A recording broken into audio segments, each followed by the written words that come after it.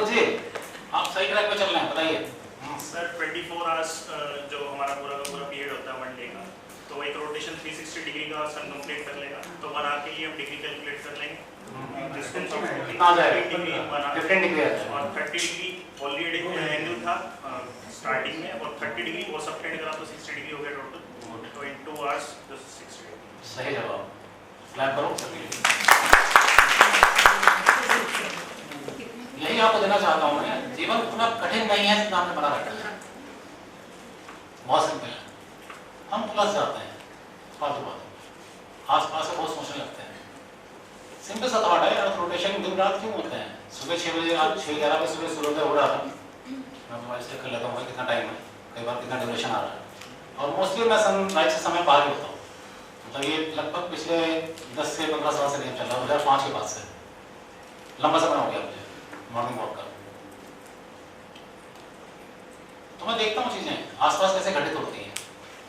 हम ट्रिग्नोमेट्री में बहुत सारे क्वेश्चन पढ़ाते हैं तनु सर ऐसे, है ना, हम वहां से चले गए होंगे, आप वहां चले गए होंगे ट्रिग्नोमेट्री में, तभी कंफ्यूज कर गया क्वेश्चन में कुछ नहीं था, उसको ट्रिग्नोमेट्री से बाहर आके सोचिए, आप क्वेश्चन सॉल्व करने लगे होंगे ट्रेनिंग बना के, है ना, है ना, ऐसा ऐसा हुआ ना आपके साथ?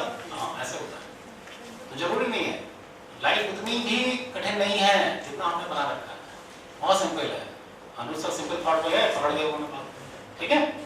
ऐसे बहुत सारी बातें हमसे बच्चे पूछते हैं क्लास में, तो हमें उनके प्रति ये रवैया नहीं अपनाना होता है, स्टॉप दिस नॉनसेंस की बेकार बात पूछ रहे, आप इन्वॉल्व हो उस पर, आप देखोगे आप भी सीख रहे हो, आप बच्चों की बातों में इन्वॉल्व हो जाओ। जब आप बस फ्री समय हो तब, ये नहीं कह रहा हूँ मैं, हम लोग तो सिलेबस मैथ्स वाले इतने हैं, बाउंडेड होते हैं सिलेबस से, इतना घिरे होते हैं, प्रेशर होता है हमारे ऊपर सिलेबस कंप्लीट करने का, क्वेश्चन कराने का, हमें कभी फ्री टाइम नहीं मिल पाता, लेजर टाइम भी नहीं है इन क्लास, जब मिलता है जरूर करें, ठीक है। एक और प्रॉब्लम है मेरे पास लिखी हुई कि नॉर्थ पोल पे, ये हिंट है आपके लिए नॉर्थ पोल वाला, if we are sitting at north pole turns at right angles but its direction is not changed. Simple question है, if we are sitting at north pole turns at right angle but its direction is not changed, then what is the color of beer? What is the color of beer? White. बस mathematics पता ना इसमें, तो rotation का 90 degree इधर मुड़ गया, ऐसे होकर डायरेक्शन चेंज हो गया, हाँ ठीक है। कई बार ऐसे बच्चे बड़ी अजीब सी प्रॉब्लम पूछते हैं हमसे और हम उसमें इन्वॉल्व नहीं होते हैं, बच्चों को डांट देते हैं, छोड़ो एक बार क्वेश्चन सिलेबस में आ गया, ऐसे करके डांट देते हैं, इन्वॉल्व नहीं होते हैं। तो गेट इन्वॉल्व, ये प्रॉब्लम सॉल्विंग असेसमेंट है आपके, ये जीवन के प्रति नजरिया दिखाता है आपका कि आप किस नजरिए से बच्चों को डील करते हैं, इन प्रॉब्लम्स को डील करते हैं, उसमें कितना इन्वॉल्व होते हैं बच्चे अपने उस टीचर को, खासकर छोटी क्लास में जो बता रहा हूँ, इट हैपेंस, बच्चे आते हैं अपने टीचर को सारी बात बताते हैं, मैम पता है आज मेरी मम्मी ने ये किया, आज मेरे पापा ने किया, ऐसे किया, और मैम सुन लेते हैं सिर्फ हाँ बेटा करके, वो खुश होते हैं, नथिंग हैपेंस एट ऑल। एक मरीज डॉक्टर के पास जाता है, उसको अपनी सारी मेडिकल हिस्ट्री बताता है, जबकि डॉक्टर को पता है उसे क्या सुनना है और क्या दवा देनी है, फिर भी अच्छा डॉक्टर वो होता है जो उसकी सारी बात सुन लेता है, और सुनने के बाद मरीज को लगता है डॉक्टर साहब ने बात सुन ली सारी, अब मैं ठीक हो जाऊंगा। गोली उसको वही मिलनी थी जो पहले डायलॉग में मिलनी थी, भले उसे हमें 10 मिनट और बोला हो, डॉक्टर को वही दवा देनी है, लेकिन एक असेसमेंट लाइफ का जो है वो बदल जाता है वहां पर कि चीजों को कैसे लोग लेते हैं। तो जो अच्छे लोग हैं, जो अच्छे सफल लोग हैं, कोई आर्ट जानते हैं, तो टीचर्स को भी आर्ट जाननी होगी अगर वो अपने हिस्से में सफल होना चाहते हैं। तो बच्चों की बातें सुने, उनके लाइफ असेसमेंट जो भी उनके जीवन के प्रति नजरिया है उसको थोड़ा सा कहीं समझें और सॉल्व करें। नेक्स्ट आता है डीलिंग विद स्टूडेंट्स, और ये बड़ा कठिन होने वाला है। आजकल के बच्चे क्या ही कहने, है ना, हमारा समय अच्छा था कि हम लोग उतना अच्छा टाइम निकाल लेते थे, जब तो प्रॉब्लम आनी शुरू हुई तब तक हमारी पोजीशन चेंज हो गई, प्रोफाइल चेंज हो गया, फिर और प्रॉब्लम आने लगी हमें। लेकिन आपका समय बहुत कठिन है, आप तलवार की धार पे चल रहे हैं, आपको दो तरफा मार पड़ती है, आपको पेरेंट्स भी कहते हैं, आपको मैनेजमेंट भी कहता है, कोई नहीं छोड़ता आप कठिन सिचुएशन में, तो आपको और ज़्यादा सीखने की जरूरत है, आपको और ज़्यादा ध्यान देने की जरूरत है। जैसे जो मेरा अपना एक्सपीरियंस है मैं शेयर कर रहा हूँ आपसे। पहली बात तो ये लव योर चिल्ड्रन, अब अपने बच्चों से प्रेम करें, ये बहुत जरूरी है। छोटी क्लासेस में a child can never learn a thing from the teacher whom he or she doesn't love. बच्चे उसी से सीखते हैं जिससे वो प्यार करते हैं, बच्चे उसी से सीखते हैं जिससे वो प्यार करते हैं। तो लव इट इज रेसिप्रोकल, इश्क कभी एक तरफा होता है ना होगा, I strongly believe in that. प्रेम एक तरफा हो ही नहीं सकता कभी, जो है वो वैश्यपना है, वो अलग चीज है, वाइल्ड है, वो अलग चीज है। बच्चों के केस में भी ऐसा ही है, बच्चे जितना प्यार आपको करते हैं उतना ही प्यार आप बच्चों को भी करते हैं, ये रेसिप्रोकल है, लौट के आता है अंदर। तो लव योर चिल्ड्रन। एक बार मैं नर्सरी क्लास में था, nursery teacher says that sometime children irritates me so much कि सर क्या बताऊं आपको, मैं जी आता मैं गलत था।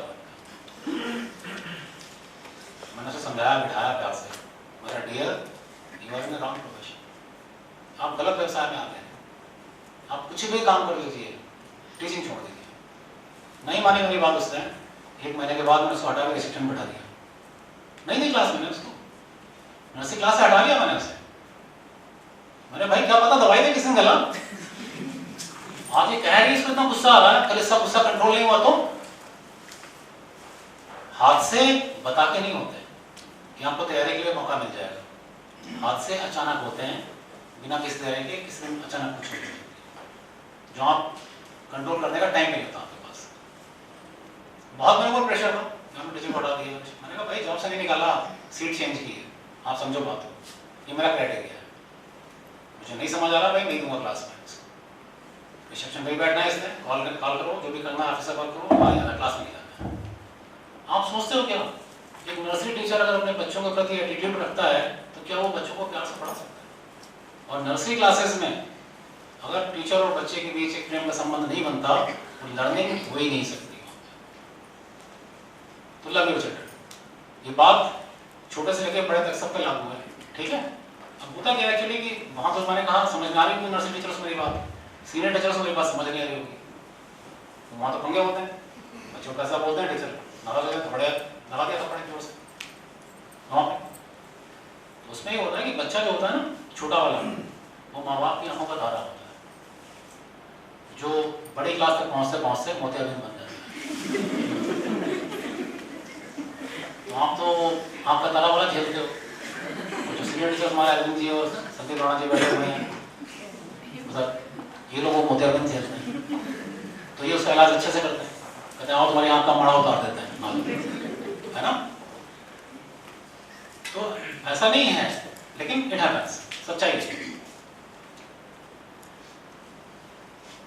Teaching is not a job to get livelihood.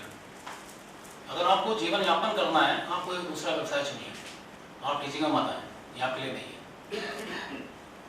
Nursery teachers are mostly avoided but they play a major role in the child life.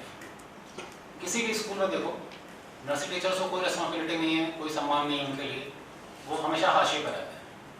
पता नहीं क्यों जब से मुझे टीचिंग समझ आई, मुझे एडमिन का काम मिला, मैंने हमेशा अपने नर्सरी टीचर्स को हमेशा ऊपर रखा, एक स्टेप नहीं कई स्टेप ऊपर रखा।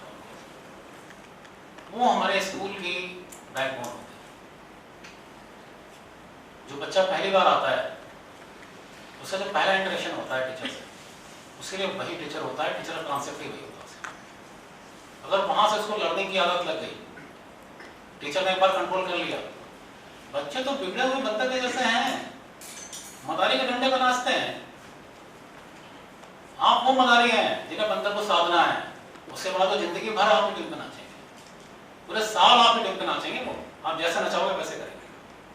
बस पहले कुछ दिनों में उनको साधना होता है, वो साधना पूरी करनी होती है अच्छे से। कई बार हम लोग ये गलती करते हैं कि हम बच्चे को एक लेबल दे देते हैं, यू आर डफर,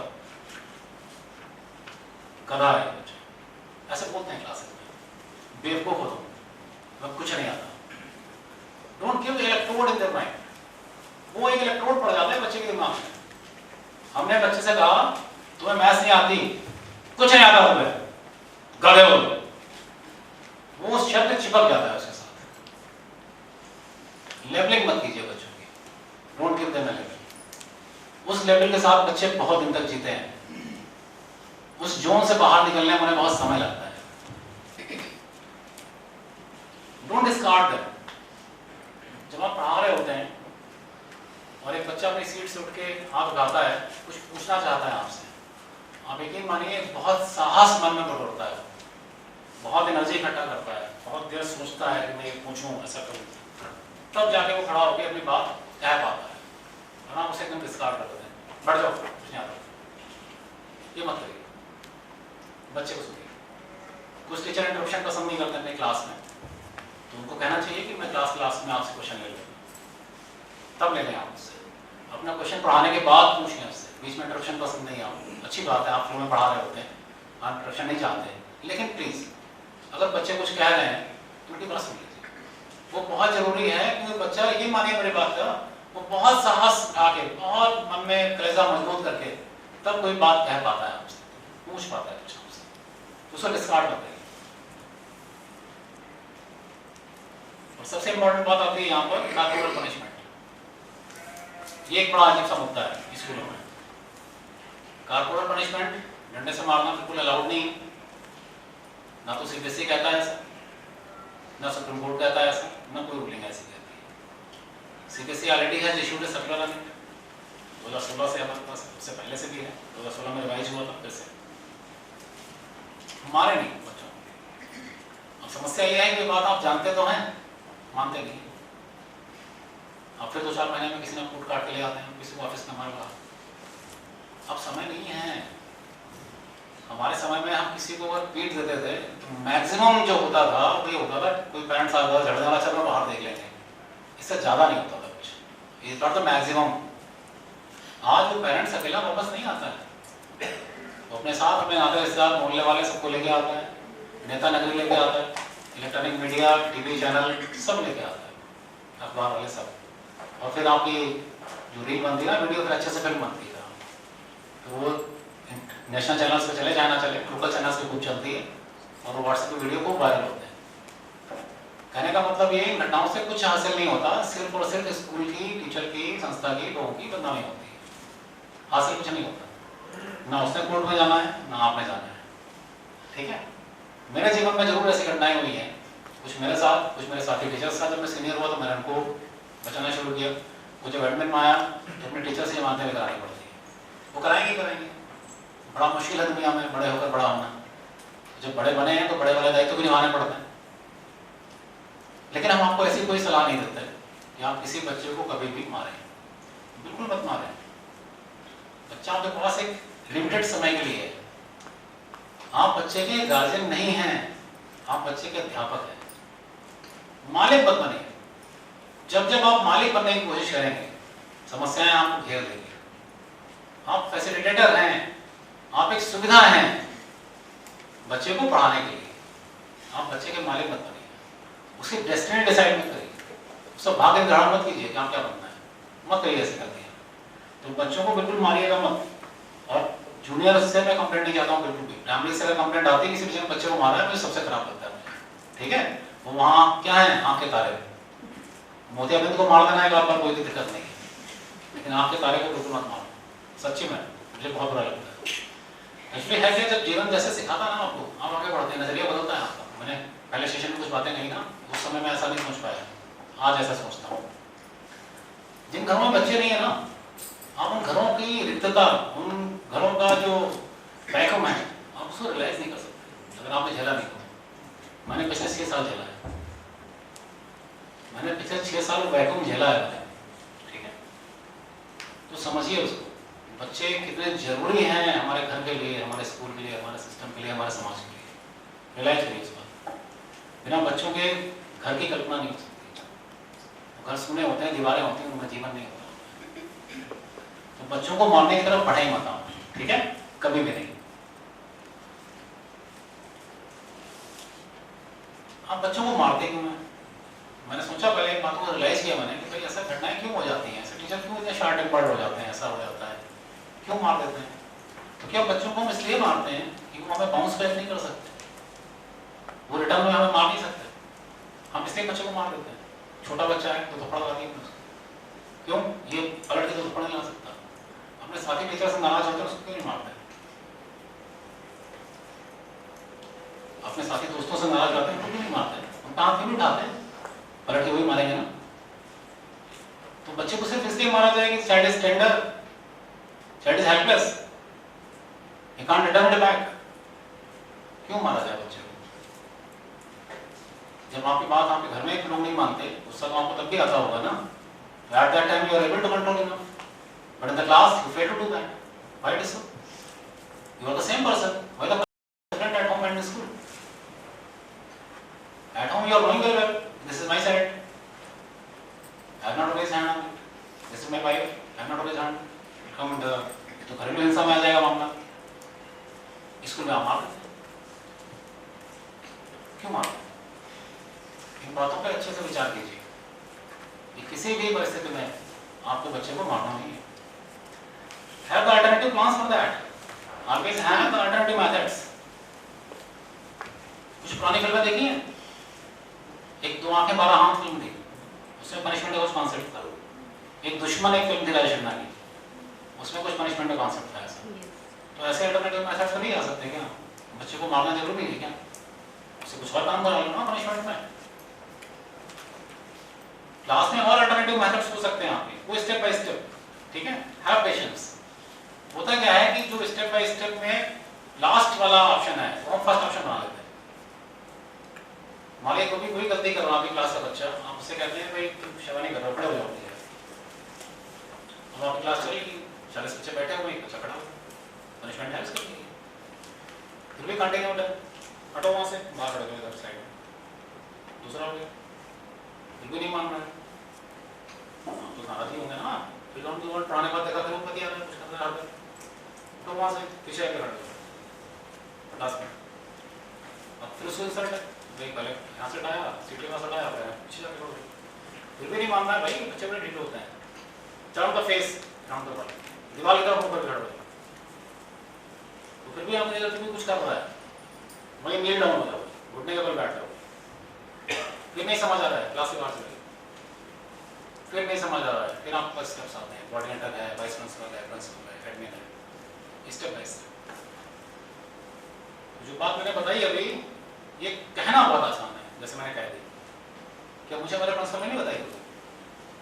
बताई होगी ना, मैंने मान ली होगी क्या? सीनियर क्लास पढ़ाते थे, अच्छा मुझे पंखे नहीं करते थे, रोजी कटते थे, लेकिन समय और मैंने कहा ना समय और, अब समय और 30 साल में बहुत कुछ बदल गया। 2001 तक जब क्लास ले रहे थे 90, 95, 98 तक मीडिया का इन्फ्लुएंस नहीं था, प्रिंट मीडिया था, इलेक्ट्रॉनिक मीडिया का हम पर प्रेशर नहीं। 2001 के आसपास AGTV सारे शुरू हुए तेजी से, आज तक ये सब चैनल आने शुरू हो गए, और 2005 तक इन्होंने अपनी पहुंच बना ली छोटे शहरों तक, DTH कनेक्शंस लगने लगे और घर घर में चैनल, इलेक्ट्रॉनिक चैनल पहुंच गए। पहले दूरदर्शन होता था, उस पर न्यूज़ कहाँ आती थी, है ना? फिर 2010 के बाद से ये लोकल चैनल्स बनने लगे, जैसे यहाँ परिक्रमा न्यूज़, फला न्यूज़, चमका न्यूज़, सहारनपुर न्यूज़, ऐसे ऐसे वाले, और इन सब ने पूरे माहौल को दूषित कर दिया। आप एक खतरनाक मोड़ पे, मैं इसलिए समझा रहा हूँ अपनी बातें, आप इन सब चक्करों में मत पड़िए, आप बिल्कुल मत मारिए बच्चे, हमेशा अल्टरनेटिव मेथड्स यूज कीजिए। If things goes beyond than that, आपके स्कूल में डिसिप्लिन कमेटी होती है, उसको रिपोर्ट करिए, अपने कोऑर्डिनेटर, वाइस प्रिंसिपल जो भी काम करते हैं प्रिंसिपल अपना काम करेंगे उसमें, आप फिजिकल मत होइए बच्चे के साथ, ठीक है? बिल्कुल।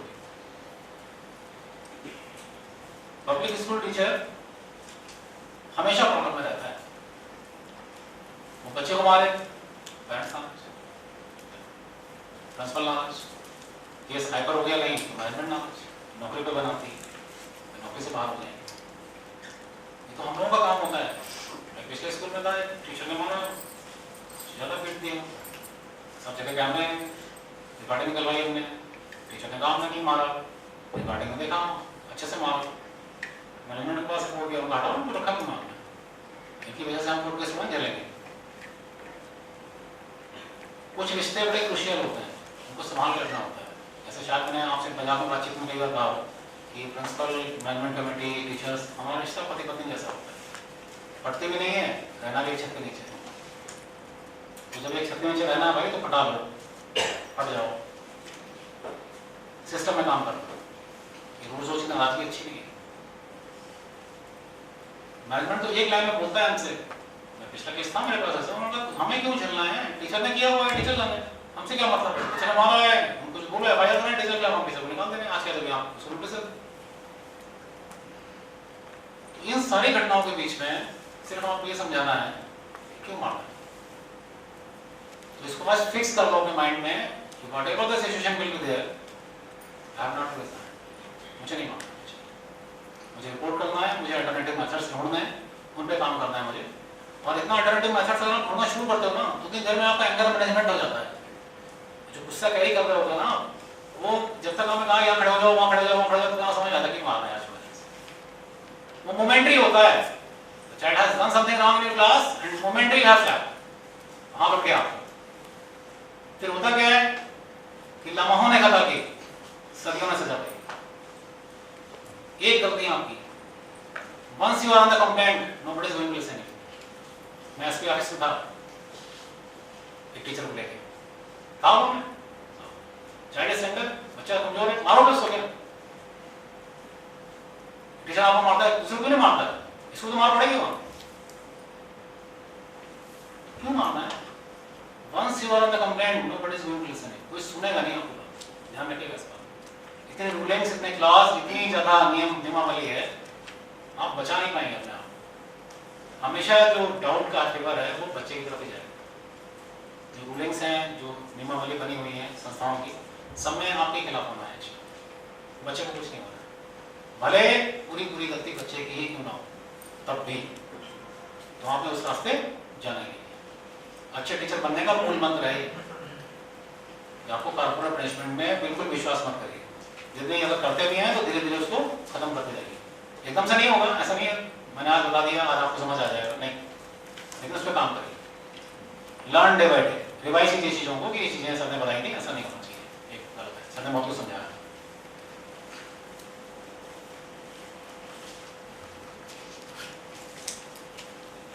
कई बार हम लोग क्लास में पढ़ा रहे होते हैं और फिर हम क्या करते हैं, जनरल हम क्लास में पढ़ा रहे हैं सब बच्चों से, क्वेश्चन में लिखा और फिर हमने कहा नीना मैम आप बताओ इसका answer, what message the class gets. तो सर तो नीना मैम को पढ़ाते हैं, हर बार क्वेश्चन उन्हीं से पूछते हैं, तो जब आप किसी बच्चे का नाम ले लेते हो क्लास में ना, जस्ट यू डू दैट, आप ये क्वेश्चन करते हैं, बाकी क्लास आपकी एडेड हो जाती है। उसको लगता है question is not related to me, मुझसे पूछे नहीं गया, why should I involve in that. तो कभी क्लास में बच्चों को पढ़ाते वक्त किसी एक बच्चे के नाम से ना बुलाए, वरना आपकी क्लास खराब होगी। मैसेज किया जाता है कि सर तो उसी से पूछते हैं, हमसे तो पूछते ही नहीं, मैं क्यों जवाब दूं। तो कभी किसी बच्चे का नाम लेके क्लास में मत बुलाएं, otherwise message goes that our student sir ma'am is teaching only one student. Sir केवल एक बच्चे को पढ़ाते हैं क्लास में, बाकी को नहीं पढ़ाते। Don't be partial. एक हम लोगों को ऊपर आरोप लगता है कि हम क्लास में कुछ बच्चों को फेवर करते हैं। जो अच्छे टीचर होते हैं वो फेवर नहीं करते एक्चुअली, वो अपने अच्छे बच्चों को प्रमोट करते हैं। लेकिन पेरेंट्स इसको इस तरह से समझते हैं कि आप पर्टिकुलर इन बच्चों को ही पढ़ाते हो या इनका फेवर करते हो, जबकि अच्छे टीचर साथ ऐसा नहीं है। हर टीचर चाहता है उसे क्लास में अच्छे बच्चे मिले। अगर आप अच्छे टीचर हैं तो आप चाहते हैं क्लास का रिजल्ट अच्छा रहे, आप अच्छे रिजल्ट लिए अच्छे बच्चों को पकड़ते हैं, उन पर मेहनत करते हैं, ट्राई करते हैं कि 100 में 100 नंबर आए बच्चों को, ये बच्चे अच्छे से अच्छा रिजल्ट दें हमें। तो आपका एक बिलोंगिंगनेस हो जाता है उनसे, एक संबंध बन जाता है। उस संबंध को दूसरे लोग क्या समझते हैं कि आप सिर्फ उन्हीं बच्चों को पढ़ा रहे हो, उन्हीं बच्चों के टीचर हो, other you favour only kind of group, एक ग्रुप को आप पढ़ा रहे हो, उनको पढ़ा। तो ऐसा ना होना चाहिए। Don't be partial. बच्चों के साथ कभी बायस नहीं हो, पार्शियल नहीं हो। एक अच्छे टीचर को हमेशा इम्पार्शियल होना पड़ेगा, उसे सबकी बात सुननी पड़ेगी, सबका टीचर बनना पड़ेगा, ना कि कुछ बच्चों का टीचर। यंग एज में बड़ा अच्छा लगता है जब हम लोग टीचर बनते हैं। शुरू में पूरे दिवाली बड़े गिफ्ट आते हैं, बड़ा अच्छा लगता है हमको, ऑर्गेनाइजेशन मिल रहा है, बड़ा मजा आता है, ठीक है। फिर एक एज के बाद समझ आती है, 10-15 साल निकल जाते हैं और आपने अच्छा टीचर बनने की प्रक्रिया में हो, फिर आपको समझ आता है किसी से भी उपहार देना अपनी स्वतंत्रता खोना है। मैंने एक सर्टेन एज के बाद अपने बर्थडे अपने सब बंद कर दिए। क्यों? ये ओकेजन होते हैं, मैं बर्थडे मनाऊंगा, प्रिंसिपल अपना बर्थडे मनाता है स्कूल में, कौन गिफ्ट नहीं देगा मुझे, बताओ ना। मैं कहता हूँ कल पार्टी है, बर्थडे मेरा, आओ सब अच्छे से अच्छे गिफ्ट लेके आओगे, ऑपरेशन कर लें। ऐसे पेरेंट्स तो करता है, टीचर कहती है मेरा बर्थडे, बच्चे घर से गिफ्ट लेके आए। फिर उस गिफ्ट के बदले में आपको क्या क्या करना पड़ेगा? आपको उनके बच्चे को नंबर कैसे देने पड़ेंगे, आपको उनके बच्चे को प्रैक्टिकल में पूरे नंबर देने पड़ेंगे, आपको उनके बच्चे के लिए एक लोकल गार्जियन भी बनना पड़ेगा स्कूल के अंदर, सीबीएसई में भी प्रैक्टिकल में अच्छे नंबर दिलवाने पड़ेंगे। सोचो, मुझे जैसे जैसे मैंने बताया ना कि एक पेड़ के नीचे बैठे ज्ञान प्राप्त नहीं हो पाया मुझे, लेकिन जैसे जैसे ज्ञान प्राप्त होता गया मैं चीजों को साइड टाइम करता गया। मैं आया तो मैंने कहा था, किसी ने मुझे विश किया था शुरू में, मैंने कहा मैं नहीं बनाता बर्थडे, सच में नहीं बनाता, मतलब ये कोई आपके लिए नहीं कहा मैंने। और क्यों नहीं बनाता, आज उसका रीजन दिया मैंने आपको। एक सर्टेन एज आने के बाद जब मुझे चीजें समझ आने लगी कि इन वजहों से ये वजहें होती हैं, तो मैंने उसको बनाना बंद कर दिया। एक समय था कॉलेज में टीचर्स डे पे बहुत सारे गिफ्ट हमारे पास कि हमें इवन कई बार किसी दूसरे बच्चे को बोलना पड़ता, भाई घर पहुंचा दो, बहुत सारे इकट्ठा हो गए, बहुत सारी चीजें इकट्ठी हो गई, एक टाइम वो भी था। लेकिन जैसे समझ आती गई, मैं अपने आप को कन्फाइन करता गया। फिर बच्चे बहुत गिफ्ट लाते थे, मैंने कहा बेटा आप बहुत गिफ्ट देना चाहते हो, कार्ड दे दो मुझे, नहीं सर हम कुछ और लाएंगे, एक टाइम दे दो, अच्छा मुझे बस। धीरे धीरे चीजें एकदम खत्म नहीं होती। आज आपको आदत पड़ी हुई है, आज खत्म नहीं होगा, लेकिन अगर आप चाहेंगे तो कुछ दिन में खत्म हो जाएगा। तो मैंने चाहा और कुछ दिन में खत्म किया इसको कॉलेज के अंदर। 18 साल में एक कॉलेज में टीचर था, I got name and fame everything from that school, whatever the good and जो भी मिला मुझे वहां से मिला। I am highly thankful to that college, to the authority, dignitaries, everybody. लेकिन जीवन समझ आने के साथ साथ ये मैंने चीजें खत्म कर दी। और आपको भी राय मशवरा ये दे रहा हूँ कि जैसे जैसे आप आगे बढ़ते जाएं, जैसे जैसे आपको समझ आता जाए, आज तो नहीं आएगा, ये तो पहली मुलाकात है, भी तो है ना, पहला वाला प्यार है, पहली बार है, आज सर इतना बोल रहे हैं, इतना समझा रहे हैं, जरूरी तो है नहीं आज ही समझ आ जाएगा सारा, लेकिन जितनी जल्दी समझ सकें वो अच्छा है आपके लिए। बड़े बड़े गिफ्ट लेते हैं, छोटे पे आ जाइए, छोटे गिफ्ट लेते हैं, पेन पे आ जाइए, पेन लेते हैं, कार्ड पे आ जाइए, कार्ड पे आ जाइए, धीरे खत्म होती है। आपके बहुत अच्छा रहेगा, आप सिस्टम को अच्छे से चला पाएंगे। एक समय था, आई जो है बहुत अच्छा टाइम मिल गया मैंने, मतलब कि सुंदर के साथ बैठता हूँ, कभी इतनी बात चल रही थी ना, राज क्या हमें लिख देता है सर, समझ राज क्या मतलब क्या है, हमारा स्कूल था यार केवल वहाँ सबसे बड़ा स्कूल, सेंट्रल स्कूल समझ, सीनियर टीचर हूँ वहाँ भी, 8-10 साल बाद स्कूल भी काम करने लगता है, टीचर्स को हमें भी काम करने लगा था, सीबीएसई का भी काम हमारे पास था, एग्जामिनेशन था हमारे पास, हर कोई मिलना चाहता है। तो मिलना क्यों चाहता है? Because they want the obligation for their child ना, और क्यों मिलना चाहते हैं? और हमने कौन से सुरखाव के ऊपर लगे हुए हैं, क्यों मिलना चाहते हैं? क्या हो गया हमें? पेरेंट्स बहुत स्वार्थी होता है, मैं बार बार बोलता हूँ, मेरी लाइन्स रटी हुई है मुझे, मैं भूलता नहीं। आज आपको अप्लाई कर रहे हैं, आप बच्चे अपनी क्लास में, कल आपको छोड़ देंगे, अपनी क्लास में जाएंगे तो अप्लाई करना शुरू कर देंगे। तो बच्चों से उपहार लेना बंद करिए। उपहार लेने का मतलब अपनी स्वतंत्रता होना है। क्या करिए इस बात? एक एक्टिव पार्ट है स्कूल एक्टिविटीज। होता क्या है, जब स्कूल में एक्टिविटीज होती हैं तो बहुत कम लोग उसमें एक्टिव होते हैं। हमेशा पूरा, मैं बताऊं, एंथुसियाज्म पूरा दिखना चाहिए उसमें। Encourage them to participate in all. कई बार स्कूल में 26 जनवरी है, 15 अगस्त है, हम ही बच्चों को बोल देते हैं कल स्कूल में आगे क्या करोगे। टीचर से बोल देते हैं बच्चों को, कल पढ़ेगा ना, नहीं है क्या पढ़ोगे, क्या पढ़ोगे। गलत है। उन्हें स्कूल एक्टिविटीज में पार्ट लेना सिखाइए बच्चों को। वो स्कूल से जुड़ाव कैसे महसूस करेंगे? आपके स्कूल में कोई एक्टिविटी किसी तरह की, डिबेट है, कोई कंपटीशन है, रेस है कोई, बच्चे कैसे इन्वॉल्वमेंट शो करेंगे उसमें? एक बच्चे के अंदर प्रतिभा होती है, साइलेंट होती है, पता ही नहीं होता उसको। जब वो किसी को वैसा करते देखता है तब उसको मन में जागृत होता है, अच्छा ये तो मैं भी कर सकता हूँ, इसमें क्या है। तो ये मोटिवेशन होता है बच्चों के लिए। तो अगर आप उनको इंकरेज नहीं करेंगे स्कूल एक्टिविटीज में पार्ट करने के लिए, वो कभी भी रिलेट नहीं कर पाएंगे। उनको लगेगा मेरा नाम थोड़ा ना गया हुआ है, मुझे थोड़ा दौड़ना है, भले वो बच्चा अच्छा हो दौड़ने में, लेकिन जब वो उसका कोई जूनियर बच्चा या कोई आसपास वाला दौड़ के दिखाता है, वो फंसा जाता है, अरे यार इसको तो हरा देगा, इसको दे देगा, मैं कुछ कर सकता हूँ।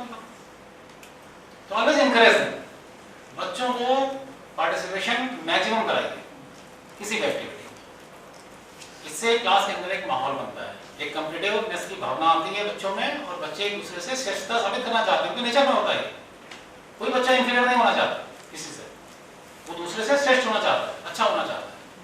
लेकिन आपका काम क्या है कि उसको प्रॉपर लाइन में लाना, उसको मोटिवेट करना, उसको प्रॉपर प्लेटफॉर्म पे उसको देना। ड्रेस इश्यूज आते हैं, कई बार टीचर्स को देखता हूं मैं, यहाँ भी दूसरे स्कूलों में भी देखा मैंने, प्रॉपर ड्रेस में नहीं होता है, ये बड़ा एक खराब इशू। हमेशा स्कूल जब आए अपनी प्रॉपर ड्रेस में, बाल अच्छे से बने हों।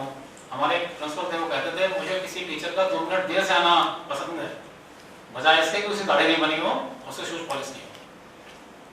तो नाराज हो जाते, क्या तुम दाढ़ी बढ़ाई हुई है, कैसे बनाए हुए हैं, ऐसे स्कूल आ जाते हो बच्चों को पढ़ाने। ऐसा बोलते थे 2 मिनट देर से आ जाओ मुझे मंजूर है। नहीं, आज तो गाड़ी फैशन में है, आजकल की बात नहीं होती। आज तो विराट कोहली से लेके सब लोग गाड़ी रखते हैं। तो आज तो बियर्ड तो बड़ा, भाई मैंने इससे बात की, भाई पैसे पुलिस सर को बात करने ज्यादा शेड करना, इसको मेंटेन करना बड़ा कठिन है। मैंने अच्छा ऐसा क्या तो बताया उन्होंने, भाई इसका अलग शैम्पू आता है, इसका अलग क्रीम आती है, इसका अलग क्या क्या आता है। मैंने भाई बात ऐसा भी होता है, हमें तो पता ही है। बस एक बार एक फोटो खिंचाने के लिए जरूर गाड़ी रखी थी बीच में 93 के आसपास, तो वो है मेरे पास बड़ी सी गाड़ी थी बस। सर 1-2 दिन पहले शायद अपलोड भी हुई है। कहाँ? फेसबुक पे। Yes sir. नहीं तो रिसेंटली आया था कोई। पुरानी फोटो को किसी और ने डाली हो, मैं तो किसी से डाली 93 की है सर, वो मिरर में व्यू होता है। मेरा भी वाला है, वो तो बहुत पुराना है, शुरू में 93 की फोटोग्राफी सीख रहे थे। मतलब कुछ दोस्तों की याद आ रही थी, कुछ दोस्तों की याद आ रही थी, तभी मैंने वो डाली थी। मेरी बात होती रहती है दोस्तों से, सब अलग अलग हो गए हैं अपने उसमें। तो मेरे एक दोस्त हैं, वो तंजानिया में थे, शिव कुमार शर्मा जी, इंजीनियर हैं फैब्रिकेशन, उन्होंने फोटो खींची थी। उनकी याद में फोटो कहीं से निकाली मैंने, उससे बात हुई काफ़ी दिनों बाद, तब फिर एक्चुअली है क्या दोस्तों में बातें होती हैं तो हम लोग हर तरह की बातें करते हैं। तो वही है, आज प्रिंसिपल हो गए हैं, कोई बड़ा इंजीनियर हो गया, कोई बड़ा डॉक्टर हो गया है। मुझे यहाँ से भी लोगों के अपॉइंटमेंट दिलाने पड़ते हैं। लखीमपुर में मेरे एक batchmate doctor Arvind Mishra, senior doctor हैं, तो उनका अपॉइंटमेंट नहीं मिलता एक बार वहाँ के लोगों को। तो जो लोग मुझे जानते हैं कि ये शुक्ला जी के बैचमेट थे और उनके साथ रूम शेयर किया हुआ उन्होंने लखनऊ में, तो मुझे कॉल करते हैं, यार प्लीज़ काम करा दो भाई मेरा। ये तो सब समय की बात है। एनीवे, तो मैं कह रहा था कि भाई जब स्कूल आए तो प्रॉपर ड्रेस कोड देखें, इस चीज़ ये बड़ा इम्पैक्ट करता है। काम जो है मेल फीमेल जो भी स्टाफ भी प्रेजेंट है, आपको क्लासरूम में जाना होता है, बच्चों के सामने जाना होता है। कि जैसे मैंने कहा ना, मेरे एक सीनियर प्रिंसिपल ये भी कहते थे, मेरा 2 मिनट देर से आ जाओ मुझे मंजूर है, लेकिन आप प्रॉपर ड्रेस कोड, यदि आप चप्पल पहन रखी हुई, शूज प्रॉपर पॉलिश नहीं है आपका, तो वो खराब मानते थे, बुरा मानते थे। Because these things impact lot on students. ये चीज़ें बच्चों पे बहुत इम्पैक्ट करती है। बच्चे आपका ऐसे समझो कि मरने के बाद पोस्टमार्टम होता है। आप किसी क्लास में ले जाओ, नए टीचर को भेज दो, आज उनका डेमो है, ये टीचर पढ़ाएंगे आप, और उसके बाद आप जाके पूछो कि भाई नए टीचर आए थे, उन्होंने कैसा पढ़ाया, तो आपको ये तो कोई बताया ही नहीं कि पढ़ाया कैसा। आपको ये बताएंगे कि अरे ड्रेस क्यों ऐसे, चप्पल तो ऐसे पहने, बाल कैसे बनाए, बोलना तो आता ही नहीं है। मतलब आपको जिंदा में इतना बढ़िया पोस्टमार्टम करते हैं वो, जितना मरने के बाद नहीं हो सकता। तो be presentable at every time. और मेरे साथ जिंदगी में पता नहीं क्या है, मेरे को एक ये अभिशाप है मेरे को ये, जिससे मैं सोचता हूँ आज मेरा लेजर डे है, आज मैं प्रॉपर ड्रेस कोड में नहीं जाता, आज ऐसे निकल पड़ता हूँ। आज जीन्स पहन के सामने जीन्स पहन ली, ट्राउजर मिल गया ट्राउजर पहन लिया, स्पोर्ट्स शूज सामने बड़े सुबह वाले वही पहन लिए, तो उस दिन मुझे पक्का कोई इंपॉर्टेंट आदमी मिलना है। ये मेरे साथ शुरू से हो रहा है, जब मैं टीचर था तब से। एक बार मुझे बहुत अच्छे से याद है, स्कूल में एक एग्जीबिशन थी साइंस की, वो मैं हेड कर रहा था, उसको सारा मैंने ले रखा था। तो 11 बजे से शुरू होनी थी, उस वक्त था मैंने राउंड सुबह ले लेते हैं, कुछ टेंट वाला था लगाया था, शाम को देख लिया ना, एक बार सुबह देख लेते हैं, फिर तैयार होकर आते हैं दोबारा 11 बजे के आसपास। तो वही शायद टी शर्ट पजामा पहना हुआ था मैंने और स्पोर्ट्स शू, और मैं चला गया ऐसे। तो मुझे पता नहीं था कि मेरा वो क्रिश्चियन स्कूल था, मुझे पता नहीं था कि फादर के साथ आज किसी और को भी आना है इंपॉर्टेंट, इसमें वो बिशप आया हुआ था। तो मैं उधर गेट से इधर आ रहा था, फादर इधर से आ रहे थे और बिशप की गाड़ी इधर गेट पे रुकी। कौन है भाई? हमारे सीनियर टीचर है, यही करा रहे हैं आज में। तो मेरे को ये अभिशाप है शुरू से, अभी भी इस स्कूल में 3 बार हो चुका है मेरे साथ। इस स्कूल में बहुत कम जीन्स पहन के आया हूँ, जीन्स टी शर्ट पहन के बहुत कम आया हूँ, ये क्या 2-3 शायद आया हूँ। और लेकिन मानो हम दोनों दिन किसी ना किसी इंपॉर्टेंट आदमी से मुलाकात हुई है। इसीलिए बोलता हूँ ऑलवेज बी प्रेजेंट।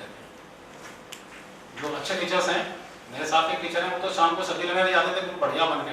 मैं कहता यार क्या मिलना है शाम को, ये मिल रहा है ना, ये मिल लो। हमारे को नहीं यार, तुम्हें पता नहीं चला जगह कोई मिल जाता है यार, अच्छा नहीं लगता। Anyway, deal with the students, सारी बातें रिपीट करूँ मैं कि लव योर चिल्ड्रन, अपने बच्चों से प्यार करें। हम बस सजेशन है मेरा, ठीक है। सीबीएसई कॉर्पोरल पनिशमेंट के लिए कहता है बिल्कुल मत जाएं कॉर्पोरल पनिशमेंट में। उपहार ले रहे हैं, एंजॉय करें उसको, अच्छे फेस को, धीरे धीरे आगे चलें। सीनियर जब हो जाए तो बंद करें उसको। Active part in all school activities, ठीक है, और बी प्रेजेंटेबल एट एवरीथिंग। जो क्लास हो रही है हमेशा अच्छे से काम करें। उसके बाद एग्जामिनेशन एक स्कूल में हमेशा अहम मुद्दा रहता है, और मैं एग्जामिनेशन में कभी अलग से आपसे बात करूंगा। मेरा शायद एक सेमिनार रेडी भी था एग्जामिनेशन के लिए, सही हमने शायद कुछ स्लाइड्स बनाई भी थी ना, हम उसको कर नहीं पाए उस समय, लेट हो गया था। काफी मेहनत भी की थी आपने, दोस्तों मैंने की थी स्लाइड्स, आपको कुछ आपने इम्प्रोवाइज की थी उसमें, काफी कुछ अपडेट किया था, ठीक है। उसके लिए भी टाइम निकालो, अपनी बोर्ड से पहले ही टाइम निकालो, ठीक है, आपको प्लान करना। फिर भी most important department in school examination department, आप मानते हो ऐसा? अगर किसी स्कूल ने अपना एग्जामिनेशन, अपना डिसिप्लिन, अपना एकेडमिक रिजल्ट सुधार लिया तो फिर कमी कहाँ है? ये तो मेन हमारे पिलर्स हैं एग्जामिनेशन में। It involves paper setting, invigilation, evaluation and result preparation, कई सारे पार्ट हैं। मोस्टली हम टीचर से बात करते हैं, उनमें बड़ा समय लग जाता है, तो पेपर बनाने होते हैं, कहते टाइम नहीं दिया। When I was teacher, office से सर्कुलर आने के एक दिन के अंदर आज सर्कुलर आएगा, उसमें पेपर ले लो बस। अगर आप टीचर बन गए हो शुरू में तो टॉपिक पूरा हो चुका है। अगर आप अच्छे टीचर बन चुके हैं तो आपको पता है ना सितंबर में क्या होता है। अगर आप अच्छे टीचर बन चुके हैं ना, पता ना 10 में पीटी होना है। बी प्रिपेयर्ड, इंतजार किसका है?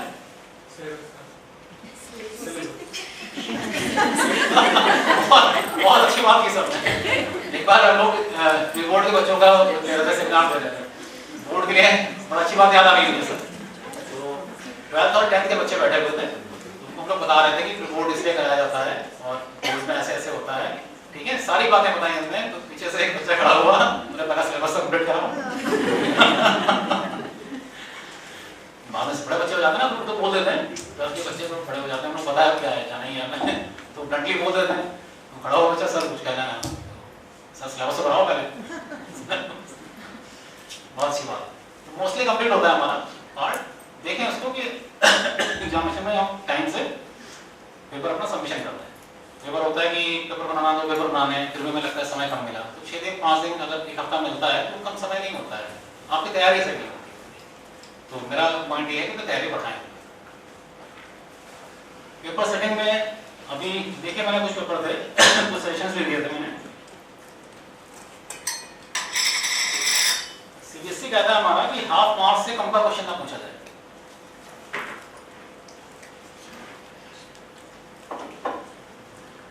जैसे कुछ टीचर्स क्या करते हैं पेपर बनाते वक्त, वो पेपर ऐसा सेट करते हैं जैसे कि 1 नंबर क्वेश्चन होगा, 3 प्रॉपर्टी लिखो इसमें, राइट 3 नेम्स।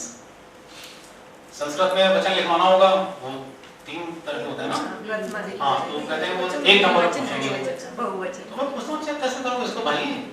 मैं बुलाता हूँ टीचर्स को, एक बार तो सारी चीजें अभी तो प्रॉपर चल नहीं रही हैं, मैं पूछता हूँ उससे, मुझे समझाओ बैठा के मुझे, तुम उसको चेक कैसे करोगे, नंबर कैसे दोगे इसमें? इसका एक सही है तो 3 नंबर दोगे, 2 सही तो 3 नंबर दोगे, क्या करोगे? तो ये चीजें बड़ी महत्वपूर्ण है। पेपर सेटिंग के वक्त आप इनको समझें, ये चीजें जो मैं बोल रहा हूँ ये बहुत इंपॉर्टेंट है। और मोस्टली टीचर गलती करते हैं, नोइंगली वो अलग विषय है, जानबूझ से करते हैं या अनजाने में हो जाती है, लेकिन करते हैं। तो उन पार्ट से बचें, बेहतर करें। ऐसे ही कई बार 3 मार्क्स का क्वेश्चन होगा, 4 पार्ट पूछ रखे होंगे। 3 मार्क्स का क्वेश्चन है, 4 पार्ट में कैसे करोगे?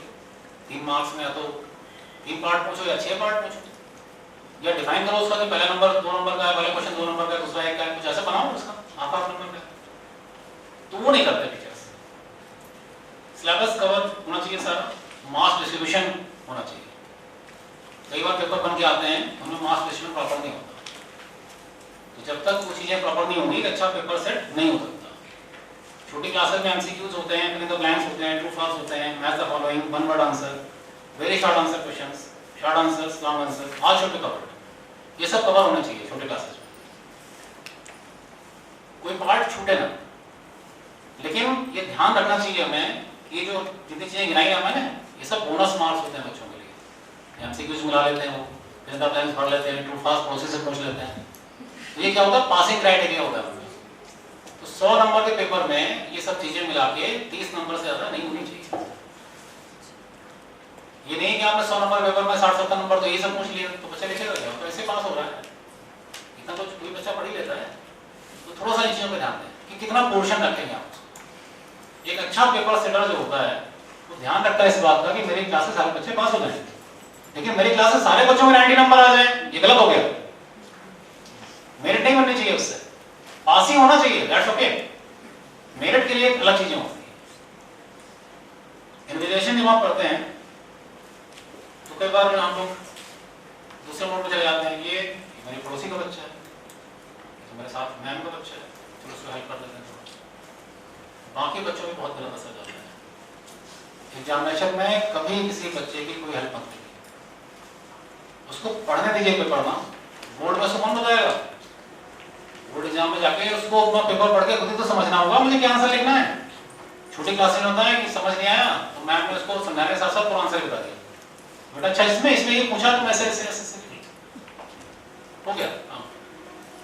दूसरा बच्चा भी तो देख रहा है ना, इसने पूछा था मैम से, मैम ने उसको सब बता दिया, फिर वो घर पे जाके और बताता है उसमें लगा के कुछ और, मैम ने तो सब उसको लिखवा दिया ना, ऐसे बताता है कितना बताया हाँ मम्मी उसने पूछा मैम से, मैम ने कहा उससे तुम ऐसे ऐसे ऐसे ऐसे सब लिख लो, उसको सब लिखवा दिया। फिर वो कंप्लेंट हमारे पास उसमें और थोड़ा सा छौंका लगता है, बहुत बढ़िया मिर्च मसाला लगता है, तो हमारे पास आती कंप्लेंट आप लिख लो, ऐसे करते बच्चे हैं इन चीजों से, आपको नहीं करना है काम, उस रास्ते जाना ही नहीं है आपने, क्यों हेल्प करनी है। जो आपका क्राइटेरिया सब बच्चों के लिए उस बच्चे के लिए, ठीक है। आप बच्चे को जानते हैं या आपके टेबल का है बच्चा, आपके रिलेशन में है, आपके मैम का, आपके साथ टीचर का बच्चा है, बाद में कर लेंगे, वहां करने की जरूरत नहीं। Student should fill all the entries, after that you sign the copy. हमारे सिस्टम में भी लोग हैं, कंप्लेंट है मेरे पास, बहुत सारे टीचर्स क्या करते हैं, क्लास में जाते हैं पहले सारी कॉपी साइन कर लेते हैं, बच्चे ले जाओ बैठ जाते हैं, दबा डाल लिया यहाँ मिलना नहीं, महादेव जी का प्रसाद नहीं चढ़ाया, यहीं से ले जाओ सारे, ठीक है। चलो किस बच्चे ने क्या भरा, प्रॉब्लम कहाँ आती है, कॉपी वैसे जमा हो जाती है, वैसे एग्जामिनेशन जमा हो जाती है। जब एग्जामिनेशन वाले सब बंडल बनाते हैं तब समझ में आता है इसमें 26 रोल नंबर पाएंगे, ऑप्शन भी नहीं था, सारे का सारा काम लास्ट में जो उसको कंपाइल कर रहा है उसके ऊपर जाता है। गलती कहाँ हो रही है, जो इन्विजिलेटर है उसने देखा ही नहीं कि मेरे बच्चे लाइन से बैठे हुए हैं, यहाँ 24, 25, 26 बैठे हुए हैं, कौन सा ऑप्शन है कौन नहीं है, उसको लिखते हैं, मार्क करते हैं। तो whatever the duties are assigned to you, कई बार आपको अंदाजा नहीं होता कि वो गलती कहाँ जाके रुकेगी।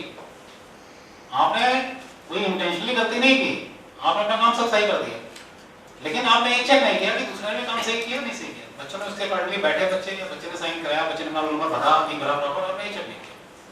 तो कई बार ये चीजें होती हैं जो आपको लगता है कि उतनी इंपॉर्टेंट नहीं है, लेकिन एक्चुअल में वो बहुत ज्यादा इंपॉर्टेंट होती है। जब हम एग्जामिनेशन में काम कर रहे होते हैं, वहाँ ऑप्शन भर रहे होते हैं या वहाँ उसका रिजल्ट बना रहे होते हैं, कॉपी ढूंढ रहे होते हैं, तो वो कॉपी नहीं मिलती है। फिर देखते हैं साइन किसका है।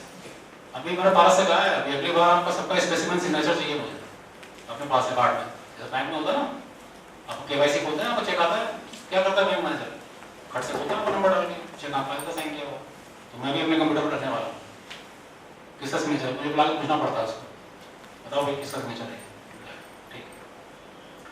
बचें इन काम से। ग्राफ मैप बहुत सारे हो जाते हैं साल, हम साल दर साल एग्जामिनेशन कराते रहते हैं और हम सीखते नहीं। जो मैथमेटिक्स का टीचर, जो सोशल का टीचर ग्राफ और कॉपी चेक मैप चेक करता है, उसको बेचारे को तकलीफ पता है जो मैं बताने जा रहा हूँ। वो लास्ट पेज में कलेक्शन होगा, लास्ट पेज और बाद में पन्ना फट के निकल जाता है ग्राफ। 3 नंबर हमने ग्राफ पे दिए थे, कॉपी में आ रहे हैं 53, अंदर 50, 3 नंबर कहाँ गए, तो ग्राफ पे थे, ग्राफ कहाँ गए, ग्राफ उड़ के चला गया। क्या करना चाहिए, बोर्ड क्या करता है, बोर्ड अपना ग्राफ बीच में लगाता है, यूनाइटेड फॉर्म।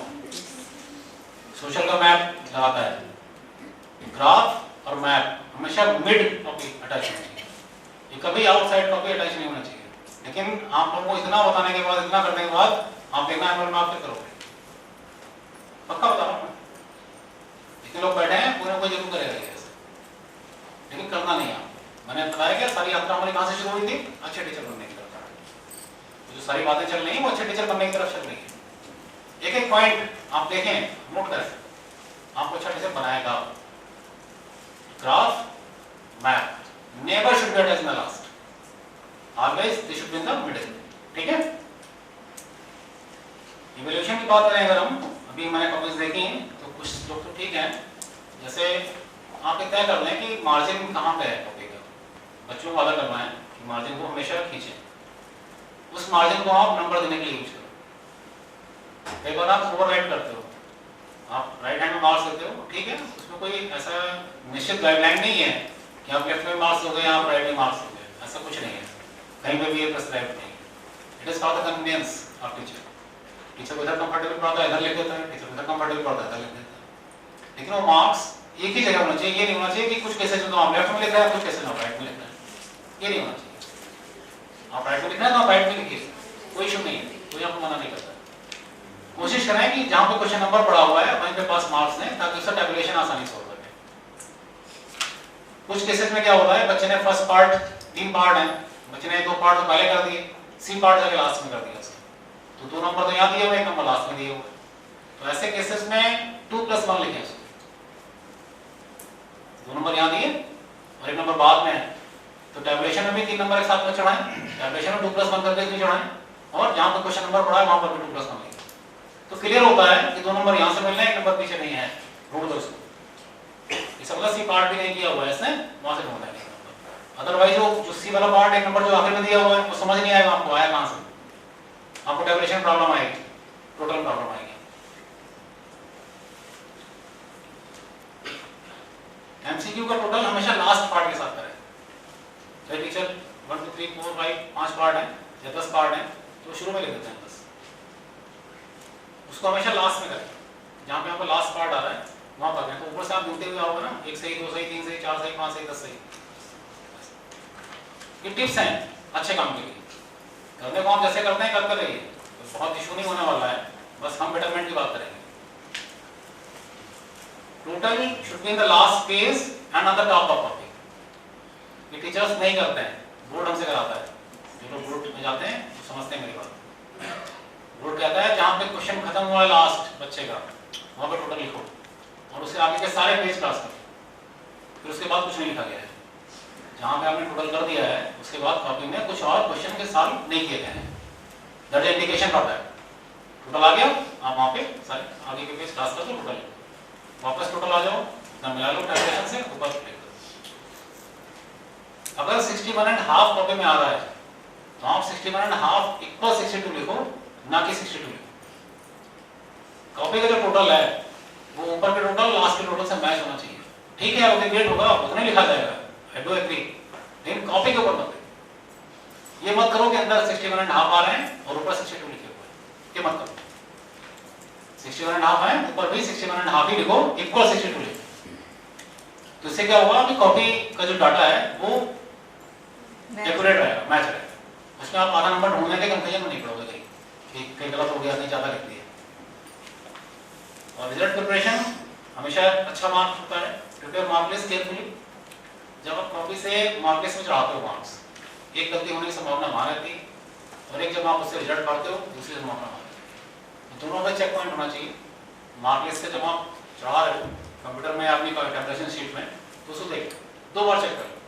एक बार हमें लगता है कि हम जो कर रहे हैं वो तो सही कर रहे हैं, हमारा तो कोई काम गलत हो ही नहीं सकता, है ना, हमें तो ईश्वरीय वरदान प्राप्त है, हमसे गलती कैसे हो सकती है। तो अपना काम हमेशा दूसरा से चेक करो। हम लोग इस मोड में रहते हैं भाई, हमने कर दिया सही होगा, तो दूसरे से रीचेक का जो पॉइंट होता है वो इसलिए दूसरे को दिया जाता है। दूसरा क्या करता है, अच्छा ये तो मेरी बहन है, इसका रीचेकिंग मेरे पास है, लो मैं सेंड कर दी। ये तो मेरा भाई है, ये तो मेरी सहेली, ये तो दोस्त है, रीचेक करना है, लो जी प्रसाद मार दिया, ऑटोग्राफ ले लो, हो गया।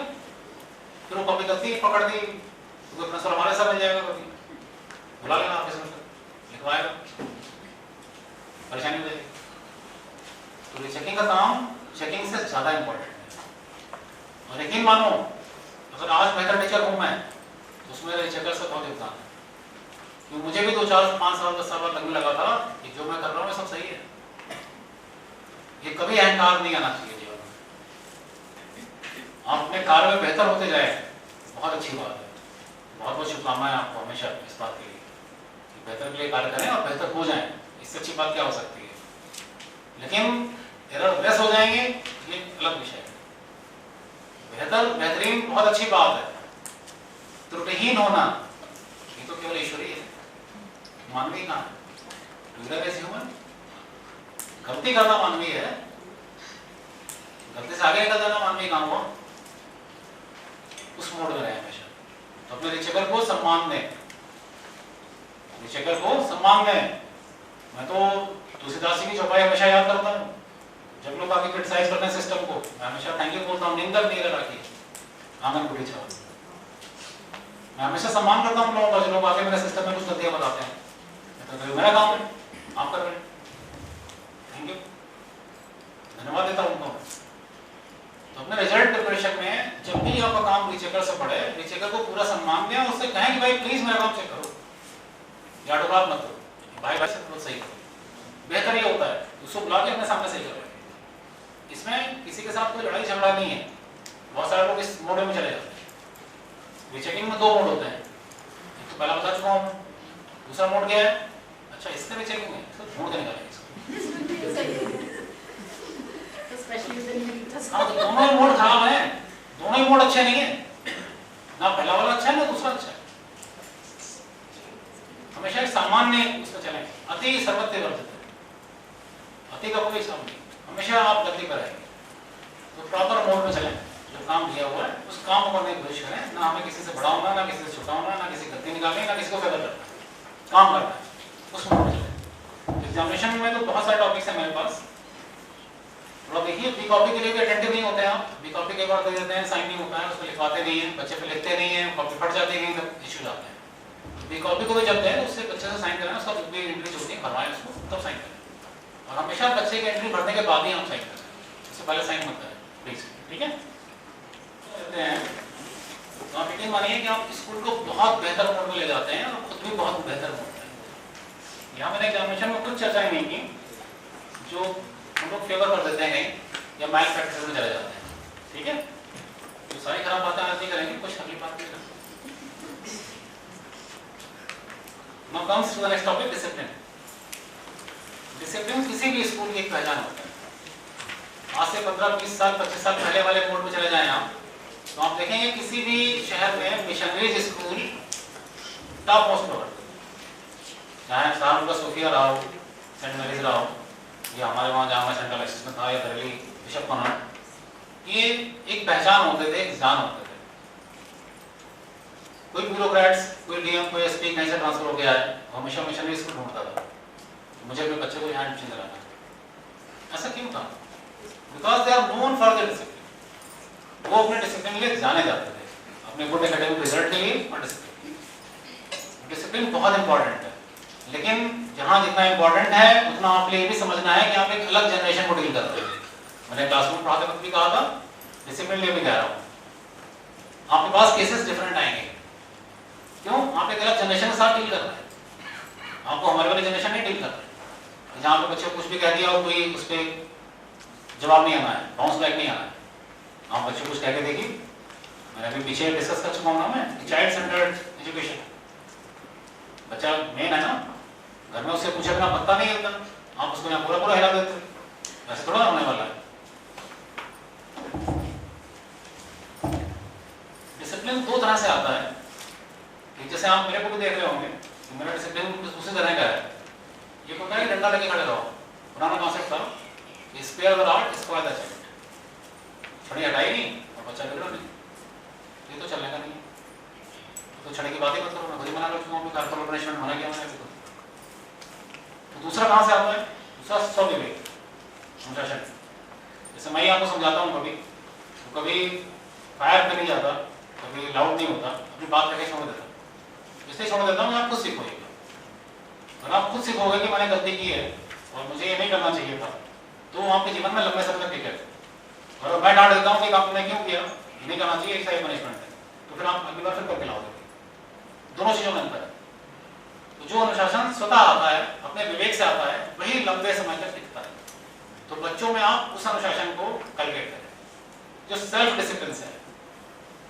अनुशासन विवेक से आए, अनुशासन फोर्स से नहीं है कि टीचर डंडा लेके खड़ा है, अगर आगे अरविंद सर डंडा लेके खड़े हुए हैं तो सारे बच्चे लाइन से जाएंगे, और अगर अरविंद सर वहां डंडा लेके नहीं खड़े हैं तो वो ना ऐसे जाएंगे। ये नहीं होना चाहिए। तो बच्चों को हमेशा बताना होता है कि भाई डिसिप्लिन नहीं रहना है, whenever you will leave the class, I think you will go in line। और इसके लिए लगातार काम करना पड़ता है। ऐसा नहीं एक बार सर ने कह दिया तो हर बार लाइन से जाएंगे, नहीं जाएंगे, वो देखेंगे टीचर नहीं है, फिर वो बिगड़ेंगे। ये बार बार कीप ऑन नॉकिंग, हमेशा खटाते रहना, तभी वो चीजें सुधरेंगी। एक बार कहने से नहीं होगा।